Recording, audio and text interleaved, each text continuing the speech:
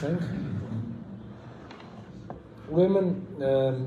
որոշակի դադարից հետո այսօր էլի պիտի սկսենք շարունակենք ավելի ճիշտ մեր ամեն կիրակի օրվա զրույցները, հուսով եմ, որ էլ տենց երկար ընդհատումներ չենք ունենա։ Ուրեմն այսօր մենք պիտի խոսենք պատրանքների մասին։ Ինչ է պատրանքը, տարբեր լեզուներով տարբեր ձև է այս բառը հնչում, ռուսերենում պրելեստ են ասում շատ հաճախ այս բառին, ուղղափառ ավանդության մեջ շատ խոսում է նաև սրա մասին, բայց նաև մեր հայրաբանական գրականությունը եւ հատկապես վանականներին ուղղված հոգեվոր խրատների մեջ շատ հաճախ խոսում է պատրանքի եւ գայթակղության ձևի մասին, որովհետեւ պատրանքները վերաբերում են այն մարդկանց, ովքեր շատ մեծ ծառավ ունեն Աստծո խոսքի, Աստծո ներկայության, բայց շատ հեշտ տրվում են տարբեր գայթակղությունների։ Եվ եկեղեցին, եկեղեցական միջավայրը, համայնքը հենց նրա համար է, որպեսզի մարդը այս գայթակղություններին չտրվի եւ կարողանա մնալ ճշմարիտ հավատքի, ճշմարիտ Աստծո ներկայության մեջ։ Ուրեմն գիտեք ինչ կարևոր խնդիր կա, շատ մարդիկ, մեր եկեղեցու շատ հավատացյալներ մտածում են, որ քրիստոնյա լինելու կարևոր հատկանիշը դա դոգմաներն են եկեղեցու։ Բայց մենք խոսել ենք եկեղեցու դոգմաների մասին ու եկեղեցին ըստ էության ունի շատ քիչ դոգմաներ, 3 դոգմա են ընդամենը, Սուրբ Երրորդությունն է, Աստծո մարդացումը եւ եկեղեցու փրկagorցությունը։ Եկեղեցին ինքը Քրիստոսի մարմինն է, Սուրբ Հոգու բնականon։ Մնացած բոլոր խնդիրները դրանք դոգմատիկ խնդիրներ չեն, դրանք ընդհանրապես վարդապետական հարցեր են։ Եվ երբ որ մարդը իր հոգևոր կյանքը փորձում է տեղավորել տարբեր օրենքների ու կանոնների շրջագծից ներս, մեծ հնարավորություն է ստեղծվում սպանելու կենդանի Աստծո հետ կապը ու ընդհանրապես լինելու, ասենք, օրինապահ հավատացյալ, որ ընդհանրապես օրենքապահ, այսինքն վերադառնալու այն շրջանին, երբ որ ոչ թե շնորհը կար, այլ օրենքը։ Ուրեմն քրիստոնյայի հոգևոր կյանքի ամենակարևոր առանցքը Աստծո շնորհն է։ Եվ եթե 5 տակարանում Աստված մարդու հետ շփվում է կոնկրետ կանոնների եւ օրենքների սահմանագծում, ապա նոր կտակարանում Աստծո հետ շփումը ամենևին միաձևություն չի ենթադրում, այլ ենթադրում է ուղղակի միություն մարդկանց հոգու, մտքի եւ գաղափարների առհասարակ։ Ուրեմն սա կարևոր է հասկանալ, որովհետեւ շատ ժամանակ մենք դատում ենք այնպիսի մարդկանց, ովքեր օրինակ, չգիտեմ, չեն ուզում եկեղեցում ծնկեն կամ, չգիտեմ, ինչ որ այլ կերպ են իրենց Աստծո հետ իրենց կապը, իրենց շփումը այլ կերպ են պատկերացնում։ Երբեք ու երբեք պետք չի որևէ մարդու դատել ու քննադատել նրա համար, որ ինքը չի սիրում օրինակ այն աղոթքները, որ դուք եք սիրում, այլ ինքը սիրում է օրիձև աղոթել։ Պետք չի երբեք, այսինքն երբեք հիմք չի օրինակ, եթե մարդը օրինակ չի երգում շարական, բայց երգում է, չգիտեմ, իր հորինած մի հատ երգը Աստծուն փառաբանող, սա նույնպես որևէ հիմք չի, որպեսզի դու մարդուն ասես, չգիտես, դու լավը չես կամ քո հավատքը, քո Աստված պաշտությունը ընկալելի չի Աստծո համար։ Որովհետև պետք է հասկանալ, որ դարերի ընթացքում եկեղեցում ձևավորվել է մշակույթ, ազգային տարերով եւ այլն մարդկանց պատկերացումների, ընկալումների հետ կապված, բայց սա միակ ճանապարհը չի Աստծո հետ շփման, հա։ Այսինքն, երբ որ մենք ասում ենք եկեղեցի, եկեղեցին միայն մշակութային մասը չի եկեղեցու, շարականները, տարբեր գրվածքները, մոտեցումները, եկեղեցին Հիսուս Քրիստոսի մարմինն է, ու Աստված մեզ տալիս է այդ հնարավորությունը, տարբեր տիպի մարդկանց միավորվելու մի մարմնի մեջ եւ առանց ստիպելու այդ մարդկանց անելու ամեն ինչն է, ոնց որ մենք ենք անում։ Որովհետեւ հիմա մենք այստեղ հավաքված մարդիկս ունենք օրինակ տարբեր երաժշտական ճաշակ, տարբեր ընկալումներ եւ այլն, ու դա երբեք չի նշանակում, որ մենք չենք կարող մի հավատք ունենալ ու Հիսուս Քրիստոսի մեջ միավորված լինել, եթե տարբեր ճաշակներ ու տարբեր ընկալումներ ունենք։ Ուրեմն այս տարբեր ճաշակների ու տարբեր ընկալումների մեջ Աստծո հետ հարաբերությունների կան նաև մարդիկ, ովքեր Աստծո եւ իրենց կապը ընկալում են տեսողական, լսողական եւ շոշափողական շփման ձևով, հա, այսինքն մարդկանց համար անպայման, երբ որ օրինակ ասում ենք մենք Աստծուն լսում ենք, իրանց անպայման պետքա որ իրանք լսեն Աստծուն։ Երբ որ մենք ասում ենք Աստծուն տեսնում ենք, իրանց համար պարտադիր է, որ իրանք ինչ-որ մի բան տեսնեն ու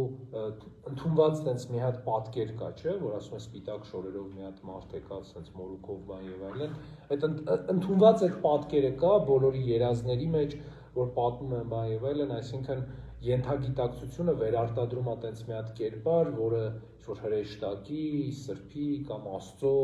պատկերն է ընդհանուր մարդկանց մոտ։ Իհարկե, այս պատկերները գալիս են մի կարևոր պատվիրանի խախտումից, երբ որ մարդ կուռքեր է սարքում իր համար, որովհետև երբ որ մենք հրաժարվում ենք ճշմարիտ Աստծուն տեսնելու ցանկությունից, հա, ու այդ ճանապարհից, որը իրոք շատ բարդ ճանապարհ է, ու սկսում ենք ստեղծել մեր Աստծուն, հա, ինչ ձևի է Աստված, տենց փորձում ենք իրան պատկերացնել ու ոչ թե մենք ենք ձգտում հարմարվել, այսինքն ոչ թե հարմարվել, այլ ձգտել Աստծուն, այլ Աստծուն ենք փորձում հարմարեցնել մեզ։ Ու մեղքի առաքինության մասին բոլոր մեր պատկերացումները հենց այս սրա շրջանակում են լինում, թե ինչ Աստծու ենք մենք պատկերացնում։ Օրինակ, մեր հասարակության մի զգալի մաս մտածում է, որ ասենք Աստված Աստծո համար տենց ընդունելի է, որ մենք հայոյում ենք, ատում ենք, այս ենք անում, ու այդ մարդիկ, ովքեր դրա մեջ են, այդ մեղքի մեջ են, շատ բացահայտ կերպով, ասենք, արան հայտարարել, որ դες ինչ մեղք եմ գործել, որ ասենք ընդամենը հայոյել եմ, ընդամենը այս եմ արել, այն եմ արել, ու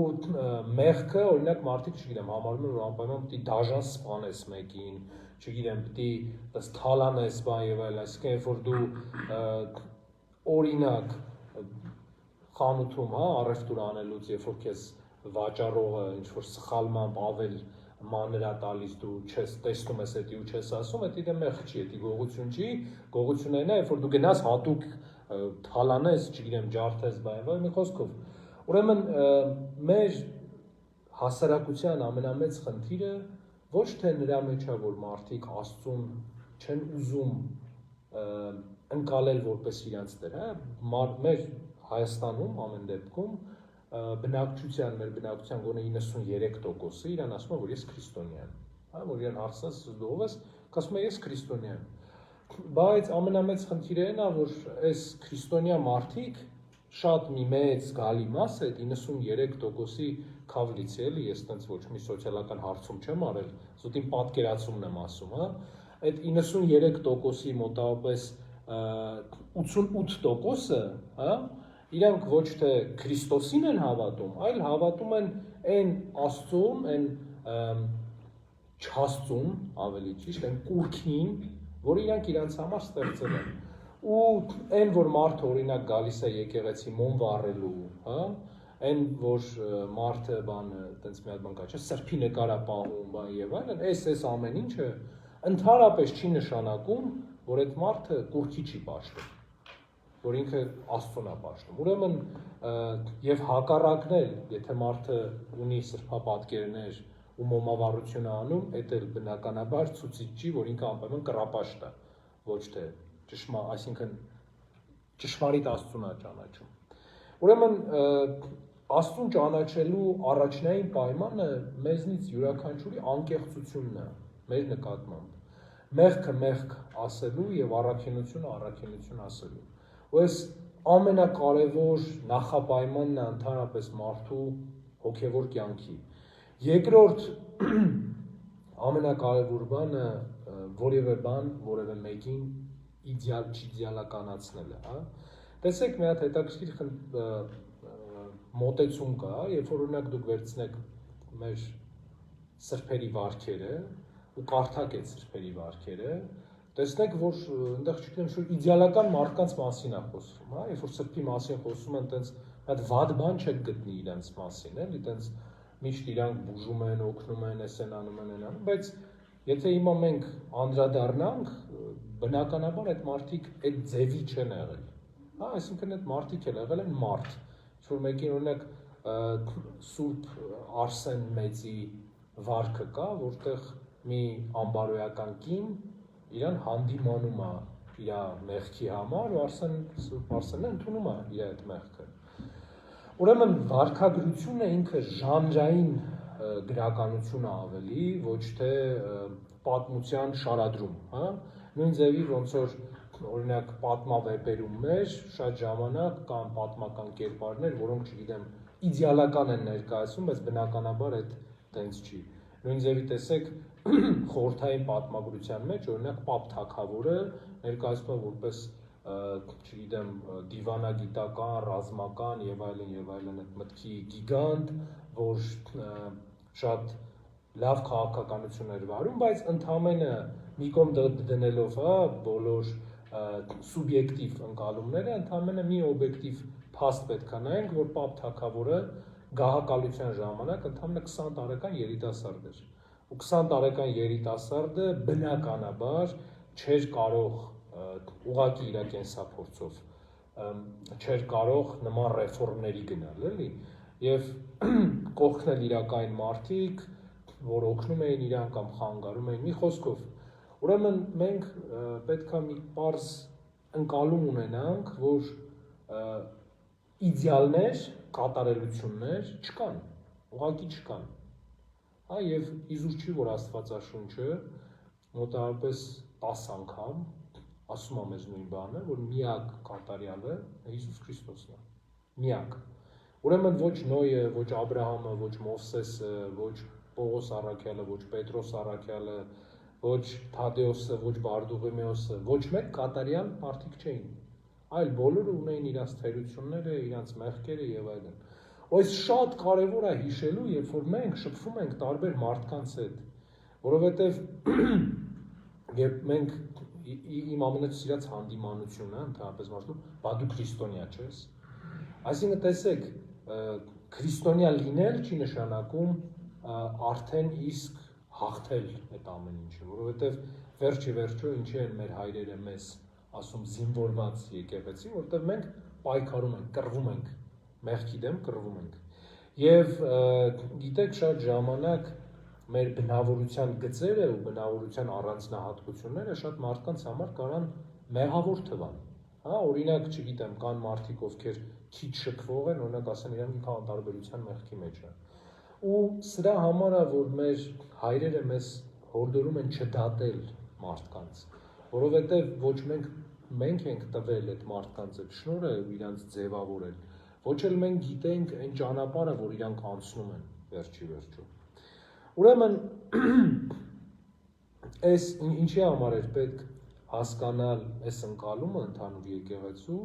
որովհետեւ մենք ավելի պարզ հասկանանք, թե ինչի է շատ մարդկանց մոտ շատ կարևոր տարբեր նշանները, որ կատարվում են, հա, եկեղեցում։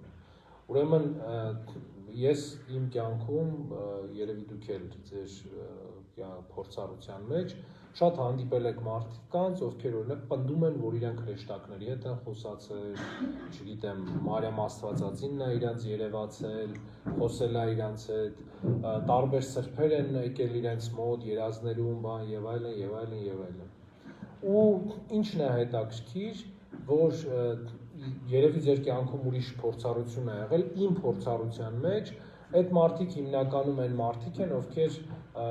շատ մակերեսորեն են տեղեկացված Սուրբ Գրքին, հա, որտեղ շատ քիչ գիտեն Սուրբ Գրքի մասին կամ ընդհանրապես չեն կարդացել, ում համար Սուրբ Գիրքը հիմնականում համբուրելու գիրք է եղել, ոչ թե կարդալու, որտեղ մեր հասարակության 95%-ի մոտ տենց է, չէ, Սուրբ Գիրքը համբուրելու համար է։ ընդամենը, ու այն մարդիկ, ովքեր եկեղեցում հաղորդվող հավատացյալներ չեն եղել։ Այսինքն, տեսեք, օրինակ ես շատ եմ լսել մանավանդ մեր հայտնի սրբատեղիներից, չէ՞, Սուրբ Հովհաննես Մատուրը Հալթախջի, երբ որ մարդիկ ընդեղ գալիս են, ասում են սպիտակ շորերով մեկը եկավ, ասեց գնա խաչ կար դիր ընդեղ, հարսը տերեխա կունենա, չգիտեմ, կինը տերեխա կունենա, մի խոսքով, այս ամեն չէ, բայց ու ինչն է հետաքրքիր, որ ու ինքը Տերը դրա մասին ասում է, որ էսա կենթանի խոսքը սա է։ Ուրեմն մարդիկ Աստծո խոսքը դրած իրենց գրադարակում մտածում են, որ ընդհանրապես պետքա պատչել, մենք ասենք սերիալներով չենք թողելու Աստվածաշունչ կարդանք, չէ՞։ Բայց երազների ժամանակ, երբ որ ինչ-որ մի բան են իրանք տենում, ինչ-որ անհասկանալի հանձնարարություն են ստանում իրանք, այդ սրբության կերպով անում են, այսինքն իգին ամեն ինչի մարդիկ պատրաստ են այս ամեն ինչը անել։ Ու ինչի, որովհետև սա այս ամեն ինչի արմատները գնում է շատ խորը, գնում է դեռևս առաջի դար։ Եվ իրականում այս ընկալումների պայքարը հեթանոսության ու քրիստոնեության չդադարող պայքարն է։ Եվ հիմա, երբ որ մենք խոսում ենք հեթանոսության մասին, թվում է, թե հեթանոսությունը վաղուց հաղթահարված փուլ է քրիստոնյաների համար ու քրիստոնեական եկեղեցու համար։ Եվ այո, հա, մենք հիմա չենք ասում Արամազդ, Վահագն, Անահիտ եւ այլն, այս անունները չենք տալի, զոհեր չենք մատուցում իրենց, բայց մեր մտքի ու գաղափարի մեջ մենք շարունակում ենք մնալ նույն հեթանոսները։ Երբ որ մենք Աստծուն կապում ենք կոնկրետ տեղանքի հետ, մենք լրիվ հեթանոսական վերաբերմունք ենք ցուցաբերում։ Երբ որ մենք մտածում ենք, որ խորհուրդը մերը դառնալու համար մեզ պետքա ոչ թե գործիք, այլ մեզ պետքա իդեալական մի հատ անձ, որի միջոցով է մենակետի տրվում, մենք էլի գնում ենք հեթանոսական ընկալման, քրմերի ընկալման, հա, որովհետև տեսեք ինչով է տարբերվում եկեղեցու քահանայությունը, օրինակ հեթանոսական քրմությունը։ Քրմի քուրմը ինքը պետքա նման լիներ, հա, այն աստվածությանը, որին ինքը ծառայում է, ու աներ լրիվ նույն բաները, ինչ որ անում է այդ աստվածությունը, ու դրա համար կար, հա, չէ, հա, կար, գիտեք, որ Հայաստանում օրինակ կար սրբազան պոռնկությունը, երբ որ բերում էին Արամազդի քուրմերի մոտ, բերում էին կույս աղջիկների եւ իբրև թե Արամազդի կողմից իրանք բեղմնավորվում էին, հա, ու այսինքն այդ քուրմը կատարում էր Արամազդի դերը։ Ուրեմն եկեղեցու ընկալումը, քահանայության ընկալումը, մի շատ կարևոր տարբերություն կա այստեղ, որ ըստ էության ինքը քահանան գործիքից ավել ոչ մի բան չի, հա, կամ մուլյաժից ավել ոչ մի բան չի։ Մնացած բոլոր դեպքերում ինքը նույն քրիստոնյան նույն հավատացյալն է, որը դիմում է Աստծուն, որը ապաշխարության կարիք ունի, խոստովանության կարիք ունի եւ այլն, դրա համար չկան առանձին խորհուրդներ, բացի ձեռնադրությունից, որ արվում են միայն եւ միայն քահանաների համար։ Դրա համար խորհուրդները ընդհանուր են, բոլորի համար են այդ խորհուրդները։ Ուրեմն այս պատրանքները, սիրելիներս, մեզ հեռացնում են ճշմարիտ Աստծուց։ Եվ ինչ է նշանակում հեռանալ ճշմարիտ Աստծուց, նշանակում է կյանքը կորցնել մեր մեջ։ Որովհետև տեսեք, նման մարդիկ հիմնականում այդ բոլոր իրենց տված պատվերները, բան եւ այլն հանուն ոչ մի բանի են։ Այսինքն տեսեք, հիմա ես ընդհանրապես եկեղեցական մշակույթը, եկեղեցական արվեստը, քրիստոնեական շատ սիրում եմ, բայց ես չեմ հասկանում, օրինակ Ղալթախջի Սուրբ Հովհաննեսի մոտ այդ խաչքարների բազմությունը, ես չեմ հասկանում դրա իմաստը, ես չեմ հասկանում ինչ է փոխվում մարդու մոտ, երբ որ ինքը դնում է խաչքար այնտեղ, ես չեմ հասկանում ինչ է փոխվում մարդու մոտ, կամ առասարակ քրիստոնեական կյանքի համար ինչ է փոխվում, երբ որ մարդիկ օրինակ, չգիտեմ, ինչ որ միտեղ տենց մեծ խաչ են կանգնացնում, եթե իրանք շարունակելու են ապրել նույն կերպ, ոնց որ ապրել են, եթե իրանք բովանդակային փոփոխություն մարդը չի ունենալու իր մոտ, ինչ օգուտ է տալիս դա ընդհանրապես։ Ուրեմն որտեվ եկեղեցական սիմվոլիկան ընդհանրապես, խաչերը, սրբապատկերները եւ այլն, իրանք հստակ նշանակություն ունեն, հստակ նպատակ ունեն, թե ինչի է այդ ամեն ինչը արվել։ Այդ ամեն ինչը ամենևին չի արվել զուտ նյութական արժեք իրանից ներկայացնելու, այլ շատ պրակտիկ նշանակություն ունի մարդկանց սովորեցնելու համար, այդ ամեն ինչը։ Օրինակ վաղ դարերում, 3-րդ դարից սկսած ավանականներ, եղել ընդհանրապես, ինչ էին անում իրանք, մանավանդ Հայաստանում, օրինակ Սուրբ Ոսկյանք, քանի որ չկային եկեղեցիներ, որը ոչ միտեղ չկար, որ կարող էին հավաքվել, վերցնում էին մի քար, ուղղակի խաչ էին փորագրում քարի վրա եւ հավաքվում էին դրա առաջ, բայց ոչ թե պաշտում էին քարը կամ քարի խազը, այլ այդ հիշողությունը, որտեվ իրան մարդուն ամեն դեպքում պետք է վիզուալ ընկալում հիշելու համար այդ ամեն ինչը, չէ՞, որտեվ տեսեք, մենք էլ ըստ էության թեև sense չենք հանդիպել իրար հետ առաջոք, բայց հնարավորություն ունենք շփվելու, բայց բոլորիս պետք է, որովհետեւ մենք տեսնենք, ֆիզիկապես տեսնենք այդ ամեն ինչը, ֆիզիկապես զգանք, ու այս ֆիզիկական շփումը նաև կարևոր է այնքանով, որ մենք սուրբ հաղորդություն ենք ընդունում, որովհետև Աստված ուղղակի չի ասում, հիշեք, որ սուրբ հաղորդություն կա, այլ ասում է, կերեք իմ մարմինը ու խմեք իմ արյունը։ Այսինքն ինքը հստակ մեզ պատվիրան է տալիս հիմա մեր կյանքում անել, ֆիզիկապես զգալ այդ ամեն ինչը։ Ուրեմն սիրելիներս, ինչ պետք է անել, որպեսզի մենք խուսափենք պատրանքներից։ Պատրանքներից խուսափելու համար նախ եւ առաջ մենք մեր Աստծուն պիտի սիրենք մեր ամբողջ մտքով, հոգով ու մեր ամբողջ զորությամբ։ Ինչ ասա ենթադրում իրանից։ Որովհետև որ մենք աղոթում ենք կամ մտածում ենք Աստծո մասին կամ մեր հոգևոր կյանքի մասին, մենք չպիտի անջատենք մեր անձի մի մասը, չպիտի մտածենք, որ այ մեր զգացմունքները պիտի անջատենք, այ մեր ուղեղը պիտի անջատենք, այլ ընդհակառակը Աստծո հետ մենք պիտի շփվենք մեր ամբողջ էությամբ, այսինքն եւ մտածենք, եւ վերլուծենք, եւ զգանք, եւ երբ որ այս ամեն ինչը համերաշխության մեջ է, եւ նաեւ մենք եկեղեցու մեջ ենք այդ համերաշխությունը գտնում, որովհետեւ եկեղեցու առաջնային ամենակարևոր բանը որն է, որ եկեղեցին Սուրբ Հոգու բնակարանն է ու այդ Քրիստոսի մարմնի ապրման կարևոր փորձառությունը, որովհետեւ տեսեք շատ բաներ կան, օրինակ վաղ եկեղեցու բոլոր քրիստոսաբանական խնդիրները, երբ որ օրինակ Արիոսը, եկավ ու ասաց, որ Քրիստոս Աստված չէր, ստեղծած մեկն էր, անդրանիկներ արարածների մեջ, որևէ հոգևորական, որևէ անդամ եկեղեցու չկարողացավ աստվածաբանորեն բացատրել, թե ինչու դա տենց չի, ոչ մեկ չկարողացավ, բայց եկեղեցին ուներ իր ներքին զգացողությունը, իր աղոթքը ուներ ինքը, իսկ այդ աղոթքի մեջ իր իրական շփման մեջ, Աստծո հետ իր իրական շփման մեջ, ինքը տեսնում էր, որ Քրիստոս Աստված է, ինքը Աստծո հետ է շփվում։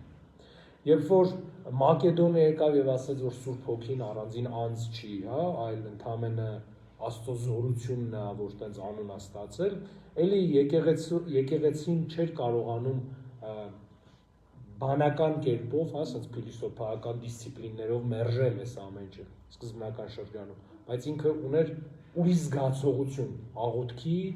կյանքի, ներքին կյանքի ուրիշ զգացողություն։ Նույնիսկ երբ որ Նեստորը ասաց, որ Մարիամ Աստվածածինը Աստվածածին չէր, այլ Քրիստոսածին էր, եւ իդեպ ձեզ մի բան էլ ասեմ, մի հետաքրքիր նյուանս, այսպես ասած, ուրեմն Սուրբ Ծնունդը եկեղեցում սկսվել է տոնել 4-րդ դարից հետո, եւ ընդհանուր ավանդական եկեղեցին 6-րդ դարում են նոր սկսել տոնել Սուրբ Ծնունդ, եւ եթե դուք տեսնեք մեր հիմա տոնացույցը, մենք ընդհանրապես սրբերի ծնունդի օրը չենք տոնում, առհասարակ, մենք ծնունդի օրեր չենք տոնում, մենք միշտ նահատակության օրեր ենք տոնում, որովհետեւ այդ օրերն են, որ հավիտենականություն է փոխադրվում, այդ մարդը։ Եվ նույն ձևի Քրիստոսի ծննդյան տոնել չկար, ըստ էության։ Եվ առաջինը Քրիստոսի ծնունդը նեստորականներն են սկսել տոնել, որովհետև նեստորականները, ովքեր մտածում էին, որ Մարիամը ծնեց Քրիստոսին, մկրտությամբ հետո Աստված իջավ Քրիստոսի մեջ, այսինքն ինքը մկրտությամբ դառավ Աստված։ Առաջինը իրանք են սկսել տոնել, աղանդավորական այսպես ասած տոն է ինքը եղել, բայց հետո եկեղեցին վերցրել է դա այդ իր մեջ, իհարկե մաքրելով այդ ընկալումները, բայց վերցրել է ինքը ըստ էության տեղից։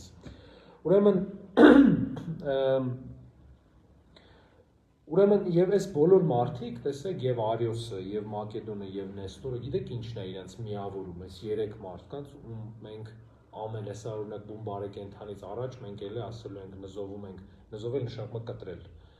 Արիոսին, Մակեդոնին ու Նեստորին։ Այս երեքին իրար հետ միացնում են մի շատ կարևոր հատկանիշ։ Բոլորն էլ չափից դուրս խստագրոն ու բարեպաշտ մարդիկ էին։ Բոլորը, այս երեքն էլ։ Եվ Արիոսը շատ ժուժկալ, սակավապետ, սենց խարիզմատիկ նաև մարդ էր, որ ապրում էր վանական խիստ կանոններով, նույնը Մակեդոնը, նույնը նաև Նեստորը։ Եվ ուրեմն մարդիկ այս միջավայրում շատ ժամանակ դառնում են շատ ավելի խոցելի։ Եվ պահքի ժամանակ էլ, երբ որ մարդիկ օրինակ շատ խիստ են իրանք վերաբերվում, չէ, այն առումով, որ իրենց կարողությունից ավել բեռ են փորձում իրենց վրա դնել, իրանք շատ հաճախ տրվում են այս պատրանքներին։ Եվ ինչի համար, որովհետև երբ որ դու Աստծո հետ քո հարաբերությանը մոտենում ես հետևյալ մտքով, որ դու հլենկոմ, ես ամեն ինչ կանեմ, երբ որ դու սենց ես մոտենում, ու Աստված, գիտեք, որ Աստված ազատ մեր կամքը հաշվի առնում, հարգում ու ինքնատվել մեզ, Աստված ասում է լավ, ես այն կողմ կգնամ։ Ու դու սկսում ես ընկնել պատրանքների մեջ, դու սկսում ես կուռքեր ստեղծել։ Իրականում մարդու համար ամենադժվար պատվիրանը կատարելու դա հենց կուռքեր չստեղծելու պատվիրանն է, որովհետև մենք ամեն օր ու ամեն անգամ մեր համար նոր կուռք ենք ստեղծում։ Եվ ըստ էության մկրտությունը ինչի է մեռնում մարդը, չէ՞, ինչի այդտեղ մահվան խորհուրդը կա, որովհետև այն ինչ դու պաշտում ես, դու կապում ես քեզ իր հետ։ Եթե դու մի անգամ պաշտում ես մեկին, դու կապում ես քեզ իր հետ։ Ուրեմն այս կապը խզելու համար դու պետք է մեռնես ու կարողանաս կենդանությունը տեսնել ու հարություն առնես ճշմարիտ Աստծուն պաշտելու համար։ Ուրեմն սիրելիներս, պատրանքները գալիս են այս կուռքեր ստեղծելուց։ Եվ կուռքեր ստեղծելու մեր անընդհատ մղումը, երբ որ մենք անընդհատ փորձում ենք կուռքեր ստեղծելու, նաև մեր հարմարավետության համար ենք մենք ստեղծում, որովհետև տեսեք Սուրբ Գրիգոր Նարեկացին Մատյան ողբերգության մեջ շատ հաճախ խոսում է Աստծո հայացքի առաջ կանգնելու մասին։ Եվ ամեն մեկս հիմա, որ մենք պատկերացնենք, որ մենք մի բա Աստծո հայացքի առաջ ենք, մենք երևի շատերս կուզենք թաքնվենք այդ հայացքից, որովհետև կմտածենք, որ մենք մեղավոր ենք։ Եվ առնելով մենք այդ մեղավորները պետք է լինենք։ Ու դրա համար եկեղեցին կոչվում հիվանդանոց,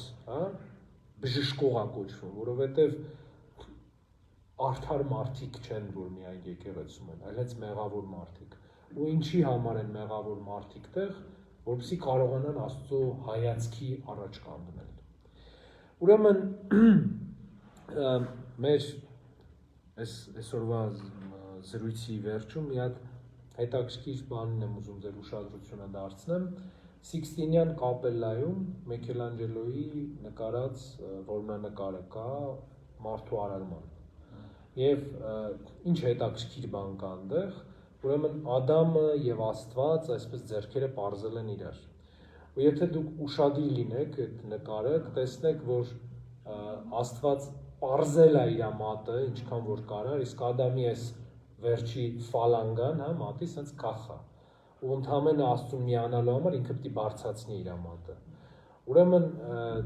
տեսեք, սա մարդու ազատ կամքի նշանն է, բայց մի շատ ուրիշ կարևոր բան էլ կա այստեղ, որ Աստծո ու մարդու այս հարաբերության մեջտեղում միջև այդ կպնելը այդտեղ աղոթքն է մարդկանց,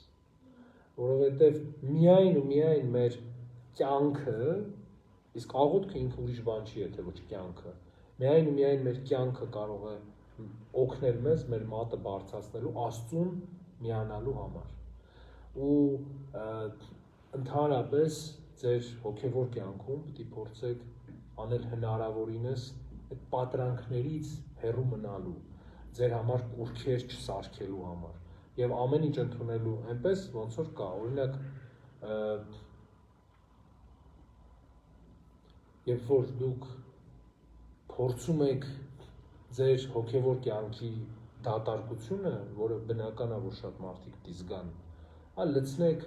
այնպիսի բաներով, որոնք կապ չունեն ընդհանրապես Քրիստոսի հետ,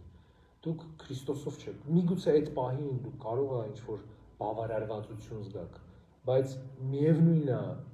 Քրիստոսով չի լցվում այդ կյանքը, եւ պետք է իրատես լինել հասկանալու համար, որ քրիստոնյա լինել չի նշանակում միշտ sense ժպիտով լինել, բան եւ այլն, չի նշանակում միշտ տխուր լինել, քրիստոնյա լինել նշանակում է կենդանի մարդ լինել։ Ու շատ կարեւոր է, որպեսզի դուք ձեր դիմացինների մեջ էլ, ձեր ծնողների մեջ էլ, ձեր կողակիցների մեջ էլ չփորձեք սպանել կենդանությունը, այլ տեսնեք իրան որպես կենդանի մարդ ու սիրեք այդ մարդուն, որովհետև վերջի վերջո Աստված այնքան սիրեց այդ կենդանի մարդկանց թերություններով, ամեն ինչով, չգիտեմ, գորգրացող, ճղճղացող, նյարդայնացող եւ այլն, այս մարդկանց Աստված այնքան սիրեց, որ իր միածին որդուն զոհեց հանուն այդ մարդկանց։ Պետք չի էլի պատկերացնել, որ տենց շտամպային մարդիկ կան, որ տենց շատ լավն են, ոչ մի խնդիր չունի, այլ մարդը հենց մարդ է այնքանով, ինչքանով ինքը կենդանի է։ Ու դուք էլ պիտի երբեք չխուսափեք կենդանի մարդ լինելուց ու պիտի երբեք չխուսափեք ձեր հետ, ինքներդ ձեր հետ անկեղծ լինելուց, այդ ժամանակ կարողանաք զերծ մնալ պատրանքներից ու ինչն ամենակարևորը, երբեք չպիտի միստիկա փնտրեք, որովհետև այդ միստիկան ինքը ըստ էության խաբկանք է շատ հաճախ լինում։ Օրինակ մարդը շիզոֆրենիայով հիվանդ է, շատ վատ հիվանդություն է, բայց եթե մարդը շիզոֆրենիայով հիվանդ է, պետք չի ասել ինքը դիվահար է, որտեղ ինքը դիվահար չի, ինքը շիզոֆրենիայով է հիվանդ։ Եթե մարդը սուր նևրոզ ունի, պետք չի ասել, որ ինքը դիվահար է, ինքը նևրոզ ունի, որտեղ սրանք տարբեր իրականություններ են, ու շիզոֆրենիան ինքը դիվահարություն չի, եւ փնտրել ամեն ինչում միստիկա, շատ խճճում է մեզ եւ ճշմարիտ Աստծուց մեզ հեռացնում է։ Ուզում ես այդպես ճանաչել։